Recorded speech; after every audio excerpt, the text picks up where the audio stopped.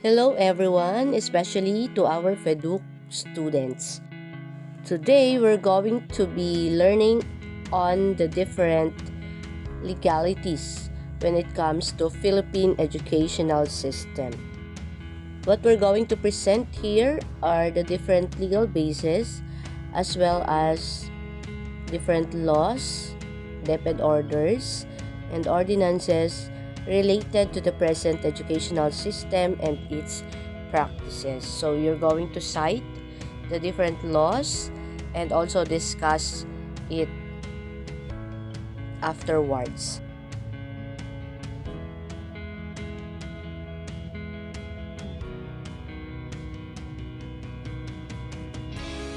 Let us first discuss the provisions of the 1987 Constitution. In the Section 1, Article 14 of the 1987 Constitution, the state shall protect and promote the right of all citizens to quality education at all levels and shall take appropriate steps to make such education accessible to all. So every citizen has the right to education regardless of their socioeconomic status. And it is also emphasized that it is the duty of the state to make quality education affordable even to the less fortunate. For Section 2, state has the duty to establish, maintain, and support a complete, adequate, and integrated system of education. So we will note in here that in Section 2, it provides the duty of the state to establish an educational system for the development of the people. So starting from the elementary to graduate level.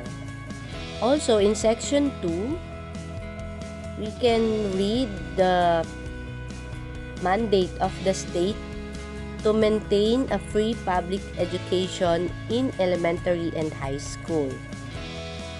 It is stipulated in the Republic Act 6655 or Free Public School Secondary Act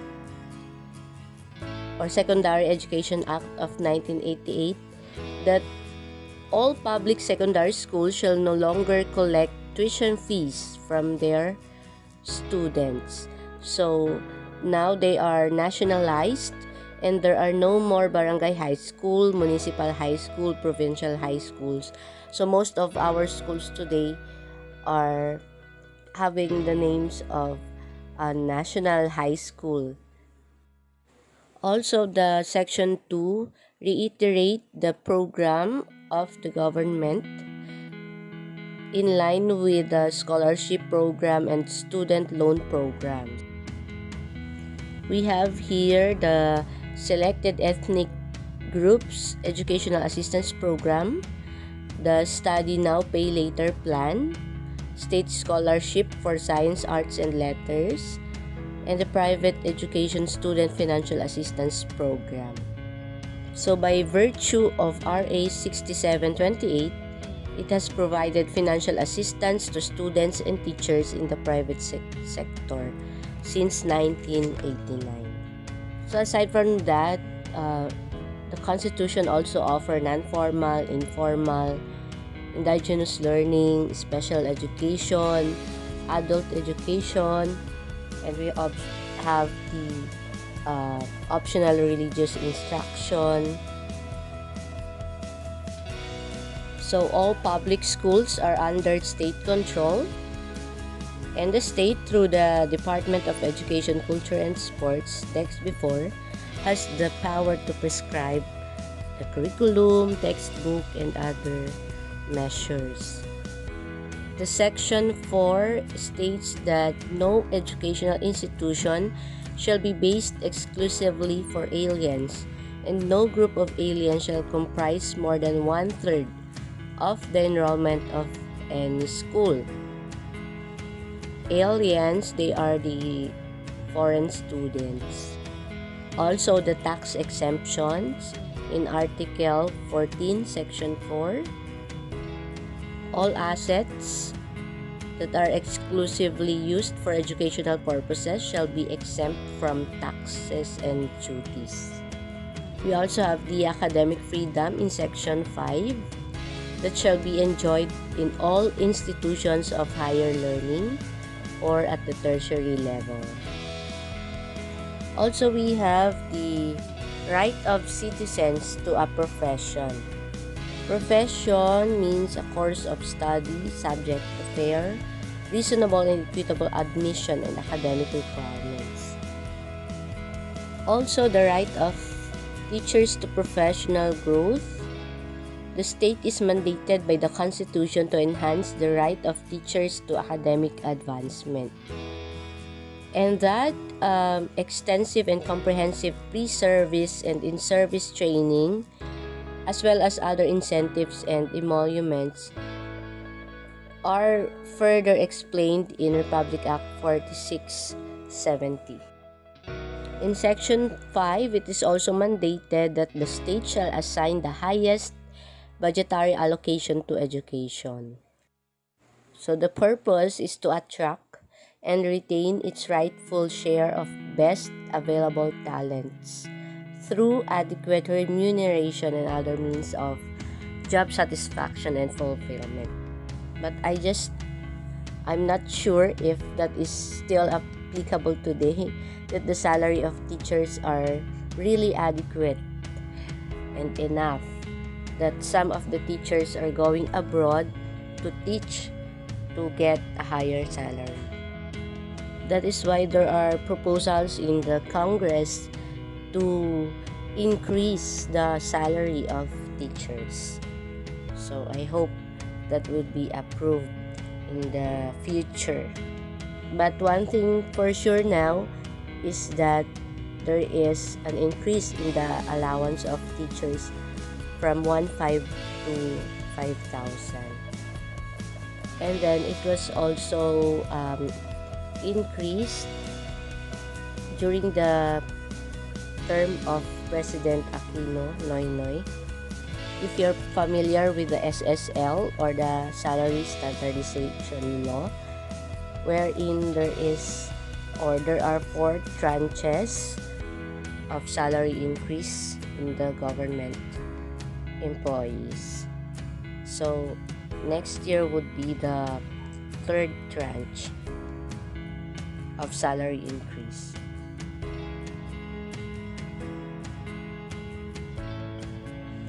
Now let's talk about the Batas Pabansa Bilang 232. So it focuses on the establishment of the integrated system of education as well as its maintenance. So it also laid down the rights of parents and children, as well as the rights of teaching or academic staff, the right of all school personnel.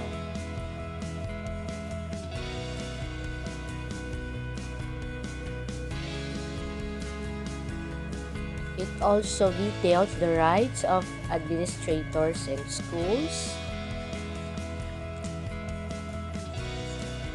as well as the duties of parents and responsibilities of students, the duties of teachers and the duties of school administrators and the academic non-teaching personnel. So please be familiar on the aforementioned topics. So we also have the maintenance of quality education.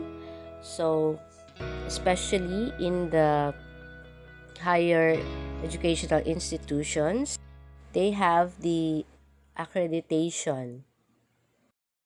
Just like, for example, the Philippine Accrediting Association of Schools, Colleges, and Universities, that is PAASCO, the Association of Christian Schools and Colleges, Accrediting Association, and there are many more.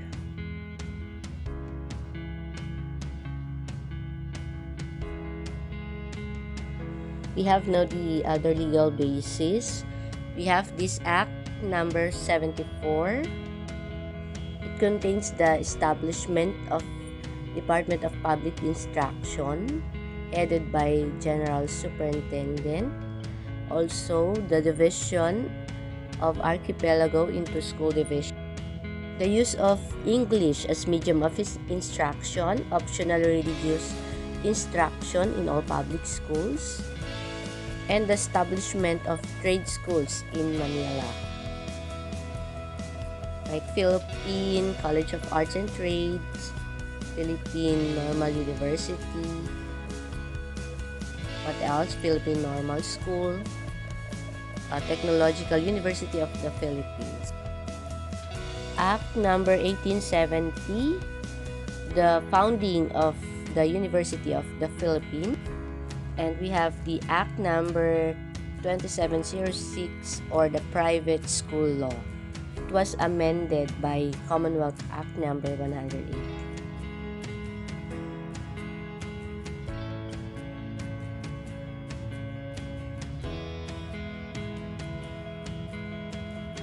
We also have Commonwealth Act number 1. It is known as National Defense Act. So where a preparatory military training shall begin with youth in elementary grade school at age 10 years. So by virtue of Presidential Decree number 1706, the National Service Law, or Commonwealth Act number 1, was amended, requiring all citizens to render civic welfare service, law enforcement service, and military service under the President Marcos. So the Commonwealth Act number 80 created the Office of Adult Education on October 26, 1936 to give vocational and citizenship training to adult citizens of the country to eliminate illiteracy. Commonwealth Act number 578. So this law conferred the status of persons in authority upon teachers, professors, and persons charged with supervision of public or duly recognized private schools, colleges, and universities. Of course, it also provided a penalty of imprisonment ranging from 6 months and 1 day to 6 years, and a fine ranging from 500 to 1,000 pesos upon any person found guilty of assaulting teaching personnel.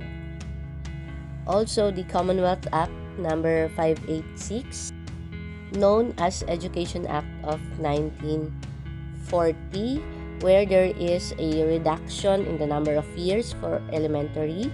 So from 7, ginawang 6 years.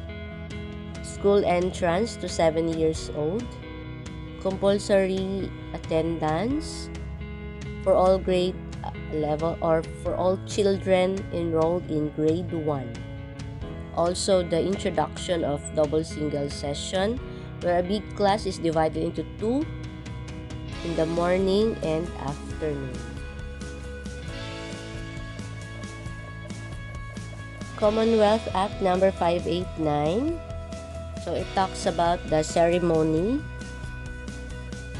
of the elementary and secondary schools, public and private, like the singing of Philippine National Anthem and the recitation of the Patriotic Pledge. Also, we have RA 137, or the Board of Textbook. All public schools shall use only the books approved by the board for a period of 6 years from date of their adoption. Of course, the private schools shall use the books of their choice, provided the Board of Textbook has no objections to these books. We also have the RA 896, known as Elementary Education Act of 1953. Act restored grade 7, abolished the double single session, compulsory completion of elementary grades, and compulsory enrollment of children in the public schools upon reaching 7 years of age.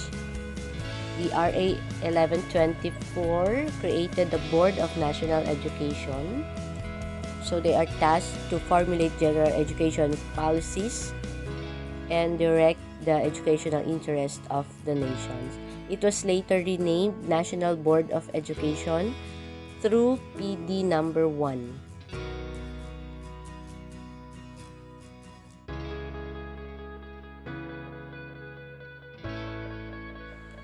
And then we have the RA 1265, or the daily flag ceremony, that is compulsory in all educational institutions. Of course, it includes the singing of the Philippine national anthem. So this act is approved on June 11, 1955. We also have here the Republic Act 1425, or the inclusion of the course on life, works, and writings, especially the Noli Me Tangere and El Filibusterismo of Dr. Jose P. Rizal in all the curriculum of public and private schools from elementary to university levels. We also have RA 4670, or the Magna Carta for public school teachers, to improve the social and economic status of public school teachers. We also have RA 1079, or the civil service eligibility, that shall be permanent and valid throughout a person's lifetime.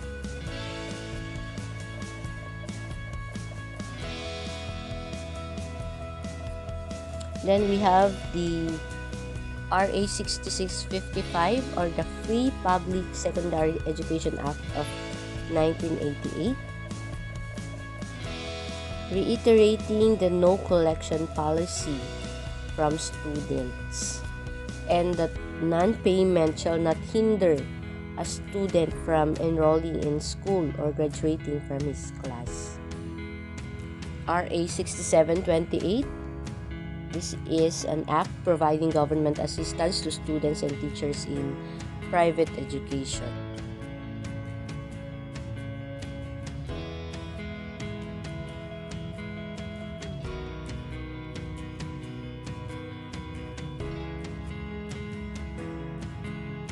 RA 7722, or the creation of Commission on Higher Education. We also have RA 7743, the establishment of public libraries and reading centers in every barangay.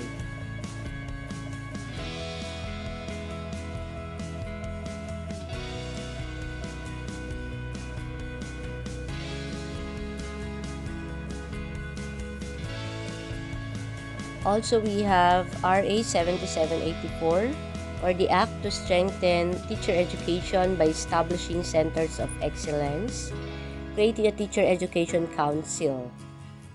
That is why in some colleges, there are, for example, a College of Teacher Education and the like. Also, we have RA 7786, the creation of TESDA, or Education Skills Development Authority.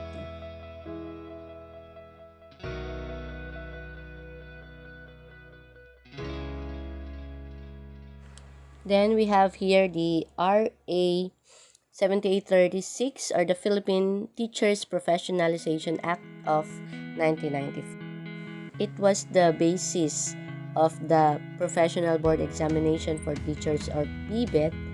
Now we have the existing licensure examination for teachers, or LET. RA 7877, or the Anti-Sexual Harassment Act of 1995. This is for the protection of the employee or the applicants, because previously there were claims of sexual harassment or sexual favor in exchange of a permanent item in various agencies.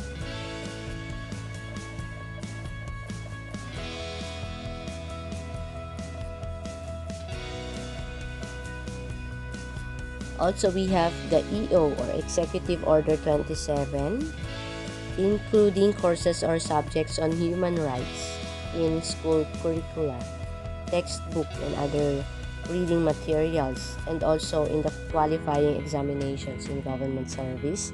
We also have EO 189. This is placing all public secondary school teachers under the control of DEX. Of course, the salaries and cost of living allowances of the teacher shall be paid by the national government.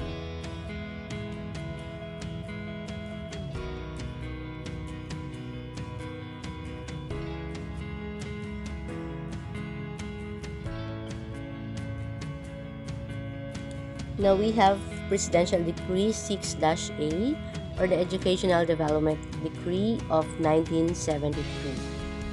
It spelled out the national development goals, and then it provides a 10-year educational program. We also have PD1 for all senior high school students to pass the National College Entrance Examinations, or NCEE. Then we have PD number 451.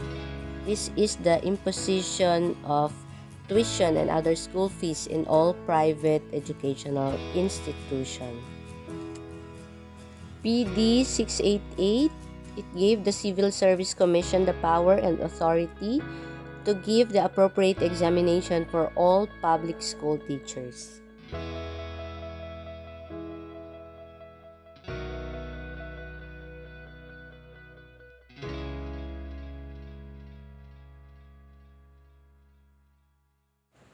PD 907, it grants the civil service eligibility to honor graduates such as summa cum laude, magna cum laude, and cum laude of a minimum of 4 years study in schools, colleges, and universities.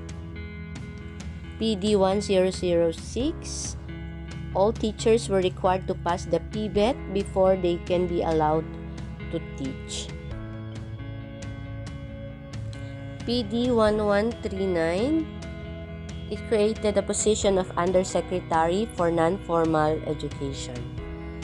We also have Department Order Number 1, Series of 1973, the use of locally published textbooks of Filipino authorship in all levels of education.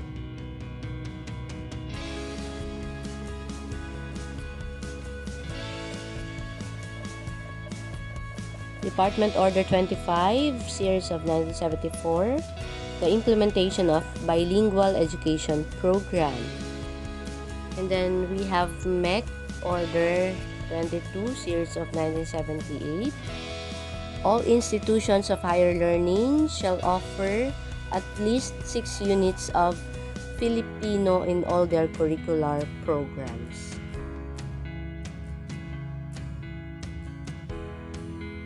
MEC Order Number 34, Series 1980.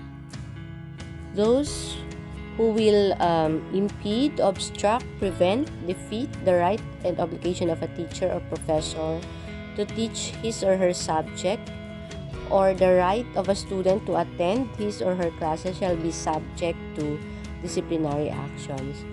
And the teacher here has the power to refuse to admit a student for any reasonable cause, such as misbehavior or absences without justification. MEC Order 57, Series of 1981. Rights of all students in all institutions of higher learning to participate or join organizations and publication.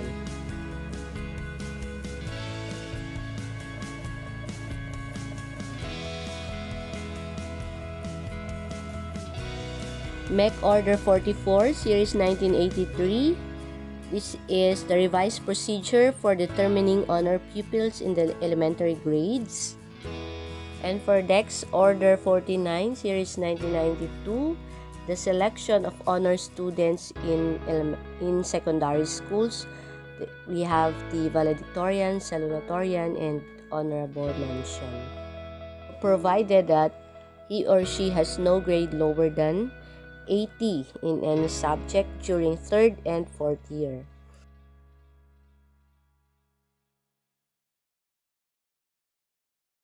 Dex Order 30, Series 1993, it's all about the administration of National Elementary Achievement Test.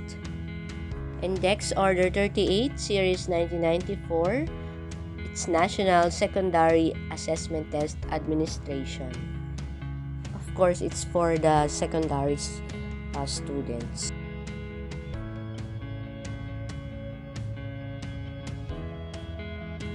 Now we have the RA 8980, the Comprehensive Policy and a National System for Early Childhood Care and Development, or ECCD. It is known as ECCD Act.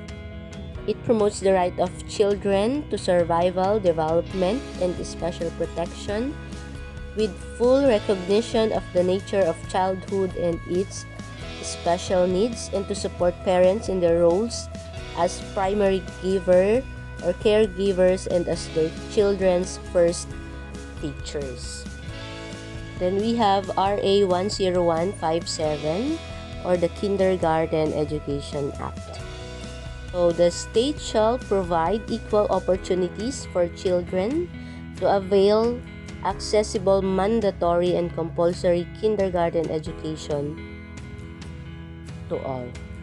So this is for children at least 5 years old before they could be able to enroll for grade 1. We also have the RA 9155, or the Governance of Basic Education Act. This make education accessible to all by providing all Filipino children free and compulsory education in elementary and free education in high school level.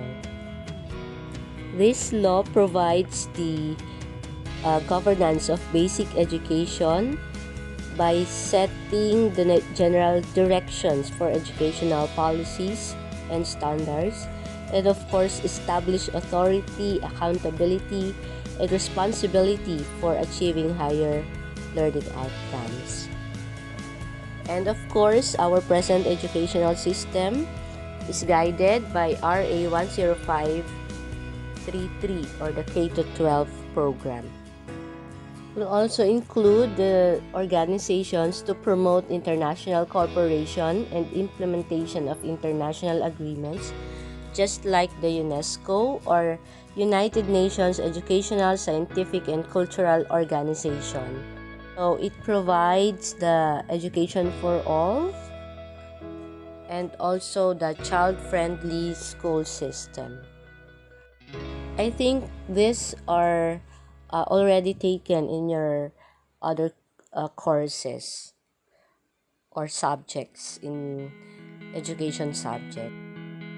So as you have recalled or have seen in the presentation, it presented the different laws governing the education that we have in the past, as well as the kind of education that we have at present. Now we are guided of the fact that certain steps were developed or certain laws were developed in relation to the development of educational system in the Philippines. There were reforms in the educational system and there were improvement in the educational system. So these improvements and developments are for the learners. Now that we have the present K-12 program, as we know that it extended 2 years for senior high school. Although it may sound difficult to most of the parents, but with the right information and advocacy, giving them the right information that the development of education is solely for their children's interest and advantage. Of course, I'm sure that it will help them realize the importance of this major development in our educational system. So these laws have laid the foundation of what we have today in our curriculum and the whole educative process.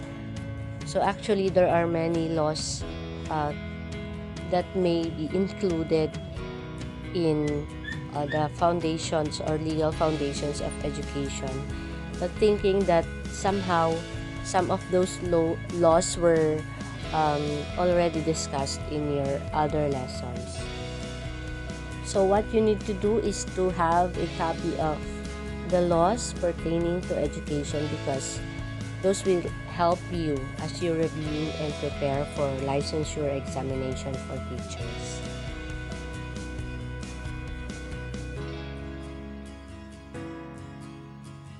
So for your group activity, you have to come up with a talk show presentation to discuss the different educational laws. So you have to create your own script and show based on your creativity.